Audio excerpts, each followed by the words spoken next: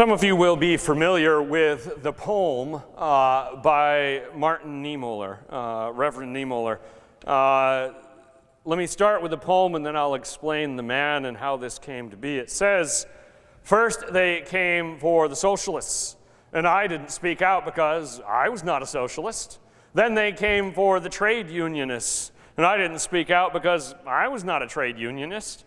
Then they came for the Jews, and I didn't speak out because I was not a Jew.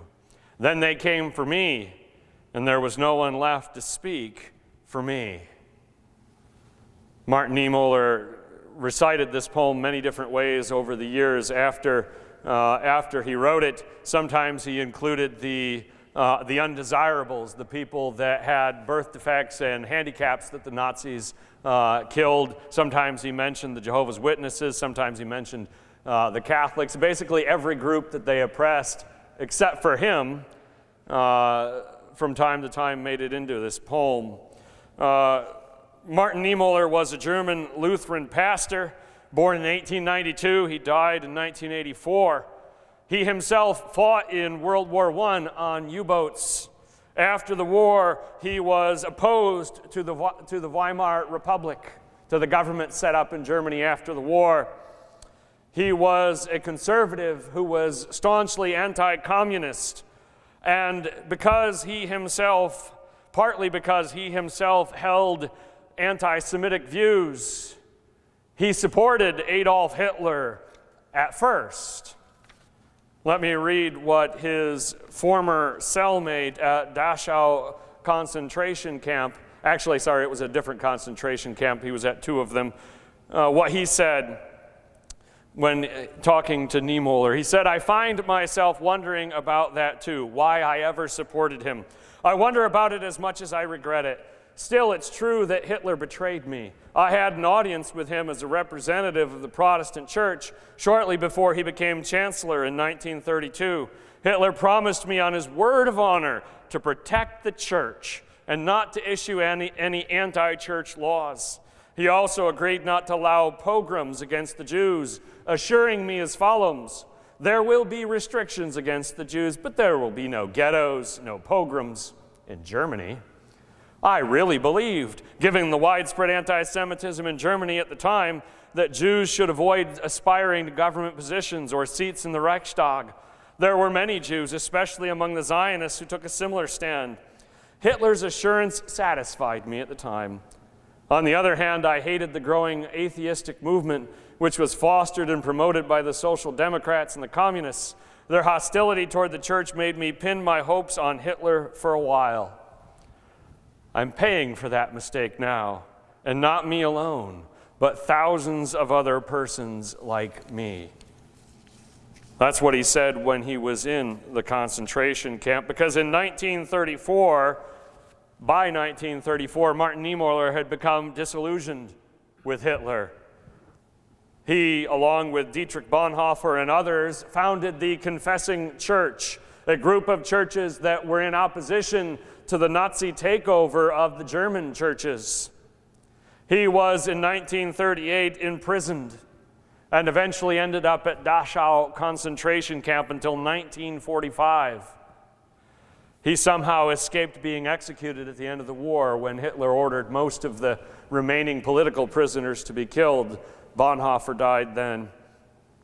After the war, Niemöller expressed deep regret that he had not done more sooner, and hence this poem, that he had not had his eyes open, that he'd been blinded by his own racism against what Hitler was doing.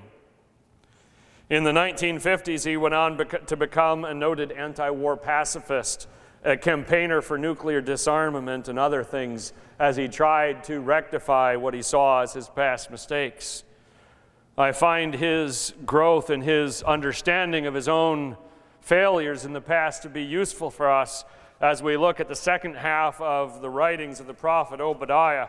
Starting in verse 10, if you remember 2 weeks ago, we looked at how the pride of the people of Edom had blinded them to the fact that God could and would judge them. And in our text this morning, we will see what it is that they have done that has caused God to say, now is the judgment. And here, verse 10 begins it. It says this, because of the violence against your brother Jacob, you will be covered with shame. You will be destroyed forever. That seems pretty harsh, pretty severe. God is saying, because of what you have done, this is the end of you as a people.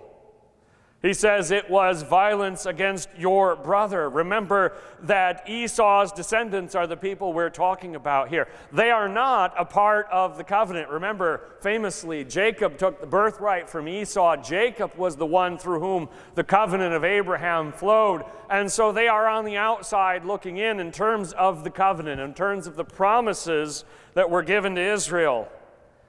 And yet God is holding them accountable for what they have done for their kin. They may be distant kin by this point, but he still calls them your brother. And he says that they did violence against them. When we get down to verse 14, there's going to be mention of a little bit of violence, but everything else is not violent. And yet God is holding their actions accountable at that level. We're primarily going to be looking at indifference. We're primarily going to be looking at them enjoying the failure of the nation of Israel, their loss. And God says, because of that violence against your own brother, we're going to be done. Look at the description of what they did. On the day you stood aloof, while strangers carried off his wealth and foreigners entered his gates and cast lots for Jerusalem, you were like one of them. What we're talking about here is what we would call a sin of omission. Not something they did, something they failed to do that they should have done. This is a failure to act, and God is holding humanity, in particular this people here, accountable to that standard. You see, it is not just what we do wrong, but what we fail to do, which is right. And in this case, the prophet says, you stood aloof while Jerusalem was being looted, while the people were being killed. You stood back and said, what's that to me? I have no part in that. Just avoiding doing what is wrong is not good enough. We earlier read the parable of the Good Samaritan, where Luke records Jesus saying this man was left for dead on the side of the road, and the first two men, a priest and a Levite, they just walked right on by. They didn't hurt him. They didn't rob him. But they didn't help him. And then, of course, the parable has power to us because the man that does help is a Samaritan. And you can't have a more hated people for the audience listening to Jesus, because the Samaritans were half-breeds. They worshipped at Mount Gerizim. They were not the pure, holy people that the Pharisees and the people in charge in Jerusalem thought that they were. They hated them. And Jesus makes him the hero because he helped. Here in verse 11 of Obadiah, we see they stood aloof. They did nothing, and you were like one of them. That's the regret Martin Niemöller is expressing in his poem. He didn't round Jews up. He didn't shoot anybody. He didn't cart anybody off to concentration camps. But early on, he did nothing. He gave them support even, before he realized what they really were. Let's take a look in more detail at what the Edomites were doing.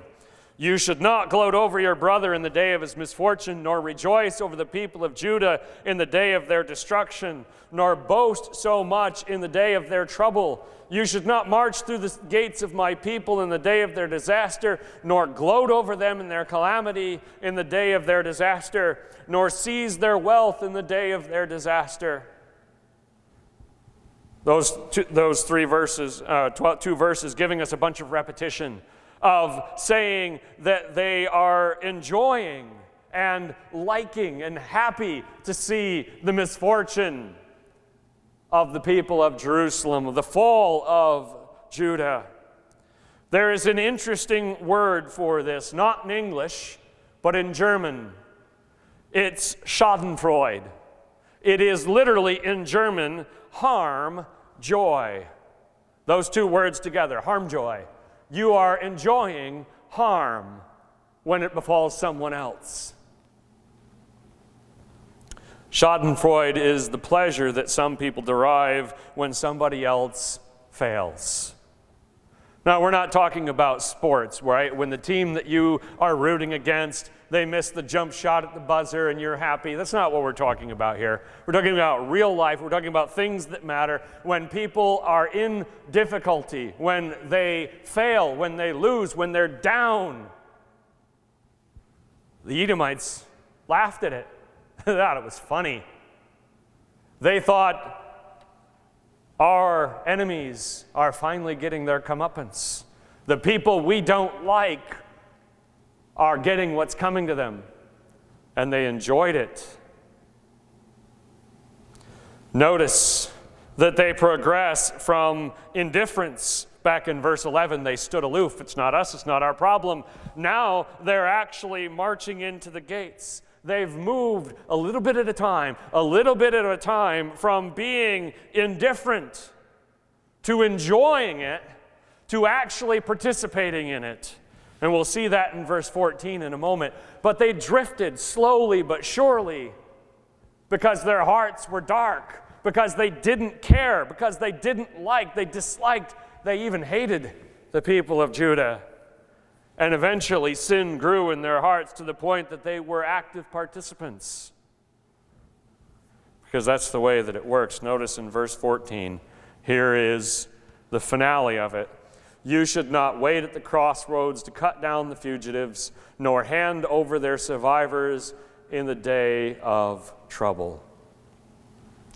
There are few things in the Old Testament in particular that are as vehemently opposed with as powerful a language as those that take advantage of widows, orphans, and immigrants.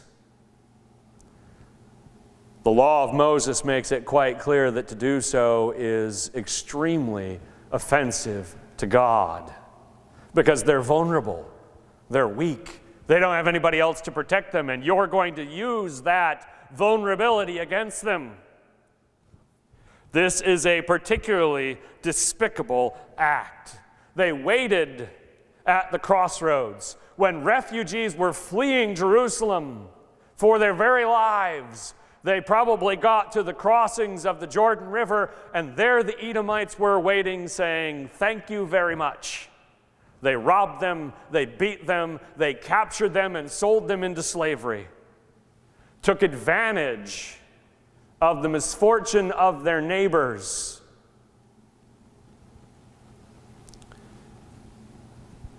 This goes beyond the sin of simply enjoying their woe. There are some examples of this that I can think of. One of the most clear ones is the pact between the Nazis and the Soviets to carve Poland in half in World War II. The Nazis invaded. A few weeks later, the Russians said, well, this is a good time for us to invade. Their whole army is on the western half of the country fighting against the Nazis, and so we invade from the east. It's good timing. It made our job easy, and they carved that country up in half. This is like you noticing that a coworker of yours has cancer, so now is the perfect time to get that promotion. Now is the perfect time to get them out of that job that they have that you wanted, because they have to skip work, because they're not able to do their job. So now I will pounce and get rid of them. Can you imagine doing that? But people do. It's like finding someone on the side of the road. Their car's broke down, the hood's up, you could see they've got the tools out, they don't know what they're doing. So you pull over and they say, thank goodness you showed up. And you say, absolutely, give me your wallet and your phone. And you rob them while they're on the side of the road, helpless. Nations do this to each other all the time. Take advantage of the misfortune of your neighboring nation. Now is the time to invade. Now is the time to wring concessions out of them. Now is the time to threaten them because they are weak, because they are in danger. Companies do this all the time. Our competition is struggling, so we're going to kick them while they're down. And you know what? Families do this too. They do this to each other. When someone is down, now is the time to take advantage. Now is the time to press my opportunity. It goes without saying that politicians and political parties do this all the time. When the person who you are against is struggling, when they are in the midst of a scandal, when blood is in the water, now is the time to advance. Now is the time to get them. It's one of the things I hate the most about politics, is the joy that you see on the face of pundits and operatives when the other side, whoever the other side is, when the other side is in the midst of woe, you pounce. When a shooting happens, you take advantage of it to use it against your enemy. When a natural disaster happens, you use it as a photo op to make yourself look better. They both do it, they all do it. It's despicable. It's not the heart of Jesus Christ. And you know what? Churches do it sometimes. Another denomination, church down the street, they're struggling. They're going through some controversy, maybe on a denominational level, or their pastor was involved in a scandal, or maybe he just retired. They're vulnerable. Now is the time for us to poach people from their congregation. Now is the time for us to find how we can grow at their expense. This is not acceptable behavior before Almighty God. When our fellow man is down, we offer them a hand back up. If we kick them while we are down, what does that say of us? What does it say of us if we use their woe to our advantage? Nothing good. I choose not to make specific applications of this to our current climate. I think of several. I know of several, but I will not. I'll let you do that. I'll let you think about what we are doing as a nation, culturally, politically, to kick people while they're down and not help them. This is what the Edomites did, and for that they have the wrath of God. Here it is. The day of the Lord is near for all nations. As you have done, it will be done to you. Your deeds will return upon your own head. Just as you drank on my holy hill, so all the nations will drink continually. They will drink and be as they had never been. You see, the only thing that keeps us from reaping the penalty of the failures that we have made in life, the time when we have not been neighborly, is the grace of God. Otherwise, the cruelty, the lack of kindness, the failure to love, which we have demonstrated in our lives, would be used against us in judgment. But because of the grace of God, we are spared that. The Hindus and the Buddhists believe in karma, that what goes around comes around. Everything you do has a reaction. There is some truth to that. Our actions absolutely do have consequences, but they are wrong to believe that it is impersonal. They are wrong to believe that it is unalterable, because with God it absolutely is personal. When we treat other human beings made in the image of God like dirt, when we act like they're animals, when we act like they mean nothing, it is absolutely personal to God. And if not for the grace of God, the wrath of God would be far more known to us.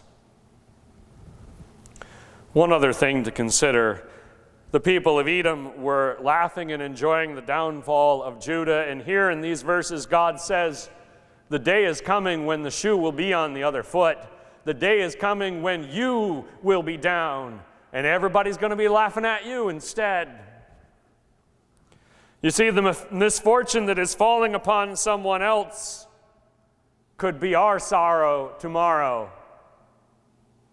The very thing that you think is the opportunity to take advantage of someone could be your weakness tomorrow. In your workplace, in your family, wherever it might be. We are not immune to the things that happen to other people. There's a phrase that I've often used that I think speaks to this on so many levels. There, but for the grace of God, go I. I think that when someone else has cancer, I think that when someone else has an injury, when they lose a job, whatever. If not for the grace of God, that's me. And if that is what helps you remember to have pity on that person, then use it. What will happen instead? Verses 17 and 18. But on Mount Zion will be deliverance. It will be holy, and Jacob will possess his inheritance. Jacob will be a fire, and Joseph a flame. Esau will be stubble, and they will set him on fire and destroy him. There will be no survivors from Esau. The Lord has spoken. On Mount Zion there will be deliverance, he says. How do we break the cycle of the judgment of God? If God's wrath against us is great for our failure to treat every man and woman as our neighbor, how do we survive? The deliverance of the hand of God. It's all we've got to go on. Judah was not a people without fault. They were not innocent in this. The prophets had warned them time and time again, get rid of the idols, treat the widow and orphan properly, follow the law. They had been warned repeatedly. They didn't keep the law either. But God had promised to Abraham that his descendants would live in this land forever, that they would be as numerous as the stars of the sky, and that one day through his descendant, the world would be blessed. And so the kindness and mercy and love of God would restore the people of Israel to Judah, to Jerusalem. But not so the nation of Edom. They did not have that promise from God, and therefore when the wrath of God came, they were burned up like the stubble. They came to an end. As a nation, they ceased to exist and became just a wandering group of refugees, like the people that they had mocked before. The last verses of the prophet Obadiah. People from the Negev will occupy the mountains of Esau, and people from the foothills will possess the land of the Philistines. They will occupy the fields of Ephraim and Samaria, and Benjamin will possess Gilead. The company of Israelite exiles who are in Canaan will possess the land as far as Zarephath. The exiles from Jerusalem who are in the Sherephad will possess the towns of the Negev. Deliverers will go up on Mount Zion to govern the mountains of Esau, and the kingdom will be the Lord's. Without a geography lesson, that's simply God saying, the land that you live in now, it's forfeited. It's gone. The Edomites had lived in this land for hundreds of years. They were replaced by the Nabateans, the people that built Petra. The wrath of God came upon them for failing to show loving kindness to their brother Jacob. Instead, they delighted in his misfortune and took advantage of it. Three things for us to consider as we ponder this. Number one, this is simply a reminder that standing aloof is a sin of omission. Doing nothing is not acceptable morally. When we see the situation, when we have the opportunity, when we do nothing, we do wrong. Secondly, if we enjoy the misfortune of others, we are insulting the grace of God that's been given to us. If we enjoy the misfortune of others, we are spitting in God's face and saying, the blessings you have given to me, I do not appreciate them. Because when somebody else doesn't have them, I find it funny. Don't go down that road.